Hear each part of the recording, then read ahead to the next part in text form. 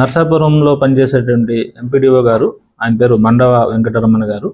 ఆయన సెలవులో ఉన్నారు. ఆయన యాక్చువల్గా మన పెనమలూరు ఏరియాలో కానూరులో ఉంటారు వాళ్ళ ఫ్యామిలీ. సో 15వ తేదీ ఉదయం 11 గంటల ప్రాంతంలో ఆయనకి ఏదో కాల్ వచ్చింది. నేను అర్జెంటుగా మచిలీపట్నం వెళ్ళాలి అని చెప్తూ తన వెహికల్ని తీసుకొని వెళ్ళటం, స్కూటీతో ఆయన బయటకు వచ్చారు. మళ్ళీ ఇంటికి నేను రావడం లేట్ అవుతుంది, పని పూర్తి చేసుకొని రావాల్సి ఉంటుంది అని చెప్పేసి వెళ్ళటం జరిగింది.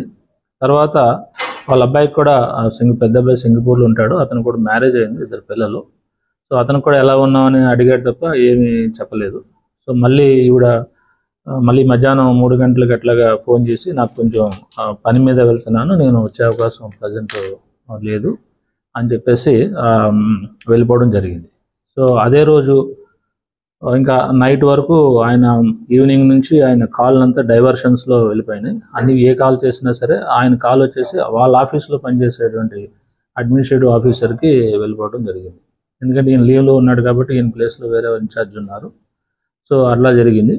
ఇలా జరిగిన తర్వాత అర్ధరాత్రి తెల్లవారుజామున అంటే 15 ఇంటర్వ్యూనింగ్ నైట్ తెల్లవారుజామున 1:15 వాళ్ళ చిన్నబ్బాయి మహిధర్ అనే అతను కూడా ఇక్కడే ఉంటాడు. అతను కూడా మ్యారేజ్ అయింది, ఒక పాప కూడా ఉంది. సో అతనేమో ఈ వరి కోత మిషన్కి సంబంధించి అవన్నీ కూడా చేసుకుంటూ ఇక్కడే ఉంటాడు. సో ఆ 15వ తారీఖు ఎప్పుడైతే ఆ రోజు ఉదయం అతను లేడు, బయటకు వెళ్ళాడు. సో తిరువూరు ప్రాంతంలో అతను ఆ వరి కోత మిషన్స్ వర్క్ అది చేసుకుంటాడు. సో 1:15 అంటే తెల్లవారితే 16. సో అతను ఏంటంటే ఒక 3 పేజీలు లెటరు. సో దాంట్లో చిన్న అబ్బాయికి అంటే ఫోన్లో ఫోటో తీసి అది పంపించడం జరిగింది. ఒక 2 పేజీల లెటరు, అలాగే సపరేట్గా 1 పేజీ లెటరు. దాంట్లో ఉన్నటువంటి సారాంశం ఏంటంటే, నాకు ఒక 55 లక్షలు రావాల్సింది ఉంది, ఈ ఫెర్రీ పాటలకు సంబంధించి గవర్నమెంట్కి కట్టాల్సినటువంటి సొమ్ముని కాంట్రాక్టర్ కట్టడం లేదు, దానివల్ల నేను తీవ్రమైనటువంటి ఒత్తిడికి గురవుతున్నాను, దానికి స్థానిక ఎమ్మెల్యే గారు అండదండలు ఉన్నట్టుగా ఒక వాక్యం దాంట్లో ఉండడం జరిగింది. సో దానివల్ల నేను తీవ్ర ఒత్తిడికి గురవుతున్నాను, ఈ విషయాన్ని పవన్ కళ్యాణ్ గారి దృష్టిలోకి తీసుకువెళ్ళాలి అని రాసి ఒక 2 పేజీల లెటరు. అలాగే విడిగా ఫ్యామిలీ మెంబర్స్కి సారీ చెప్తూ నేను మనస్తాపం గురించి నేను వెళ్ళిపోతున్నాను, నా గురించి వెతకొద్దు.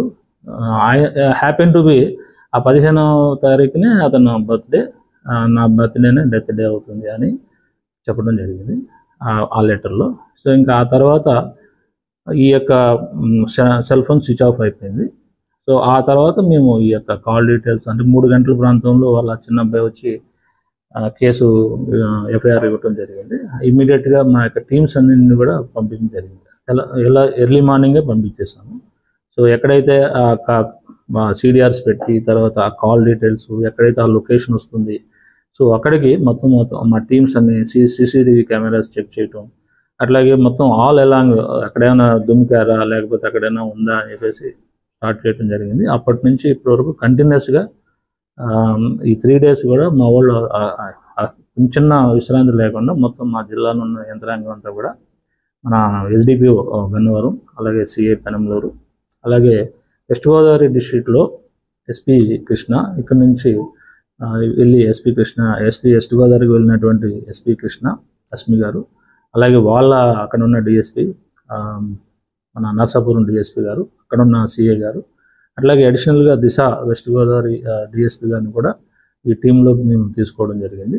అట్లాగే ఈ సెర్చ్ ఆపరేషన్స్ అన్నింటికి గాను ఒక సపరేట్గా గుడివాడ DSP గారిని పెట్టడం జరిగింది.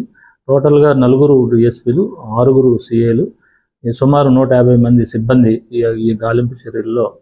ఎందుకంటే ఇప్పుడు ఆయన సూసైడ్ లెటర్ ప్రకారం మనకు call details, final location, phone వచ్చినటువంటి దాని ప్రకారం అతను ఆ కాలువలో దూకేటువంటి అవకాశం ఎక్కువగా ఉందనేటువంటి దాంతో మేము ఈ సెర్చ్ ఆపరేషన్స్ కండక్ట్ చేస్తూ ఉన్నాము. ఇది కాకుండా అతను అంత డ్రాస్టిక్ స్టెప్ తీసుకోవడానికి ఏంటి కారణం అనే దాని మీద మేము బాగా డీటెయిల్డ్గా వెళ్తే ఆయనకి ఒక 4 రోజులుగా అంటే ఆయనకి ఒక థ్రెటనింగ్ కాల్స్ అంటే కాల్స్ వస్తూ ఉన్నాయి.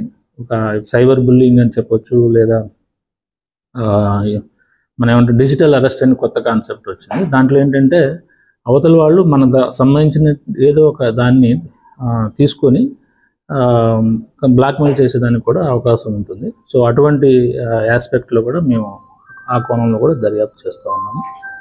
సో అతనికి కొంత అమౌంట్ వేయటం కూడా మాకు రికార్డులో ఉంది.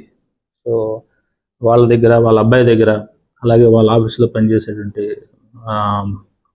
జూనియర్ అసిస్టెంట్ దగ్గర, అట్లాగే అక్కడ ఆఫీస్లో పనిచేసే సూపరింటెండెంట్ దగ్గర వీరభద్ర గారని ఆయన, అలాగే నాగేశ్వర గారని వాళ్ళ ఫ్రెండ్, వీళ్ళతో ఈయన చెప్పి నాకు చాలా అర్జెంట్ అవసరము కొన్ని అని చెప్పేసి నువ్వు ఈ డబ్బులు వేయండి అని చెప్పి వేయించడం జరిగింది. సో ఆ యాంగిల్లో కూడా మేము తరోగా ఇన్వెస్టిగేషన్ చేస్తూ ఉన్నాము. సో ఇది వెంటనే ఫైనలైజ్ అయిపోతుంది అనేటువంటి పూర్తి ఇదితో ఉన్నాము. So we are completely our team in that task only. ఈరోజు 6 SDRF టీమ్స్ కూడా వచ్చి ఉన్నాయి. అట్లాగే ఈ యొక్క డిటెక్షన్లో డ్రోన్స్ను కూడా మేము ప్రజెంట్ ఈరోజు మేము యూజ్ చేస్తూ ఉన్నాము. సో ఇది క్లోజ్ మానిటరింగ్ జరుగుతుంది. సో ఇది మా యొక్క సీనియర్ ఆఫీసర్స్ కానీ అందరూ కూడా దీన్ని చాలా టాప్ ప్రయారిటీ తీసుకొని, స్టేట్ గవర్నమెంట్ టాప్ ప్రయారిటీ తీసుకొని మేము చేస్తున్నాము. So this is our top priority for the Krishna district police. నమస్తే ఫ్రెండ్స్, నేను మీ రూపిణి. మీ అందరూ చాణక్య ఛానల్లో వీడియోస్ చూస్తున్నారు కానీ వాటికి లైక్ చేయట్లేదు అండ్ సబ్స్క్రైబ్ చేయడం మర్చిపోతున్నారు. మీరు కనుక చాణక్య ఛానల్కి సబ్స్క్రైబ్ చేస్తే మాకు ఇంకా మంచి వీడియోస్ని, న్యూసెస్ని చేయడానికి మాకు మోటివేషన్ ఉంటుంది. Thank you and don't forget to subscribe Chanakya channel.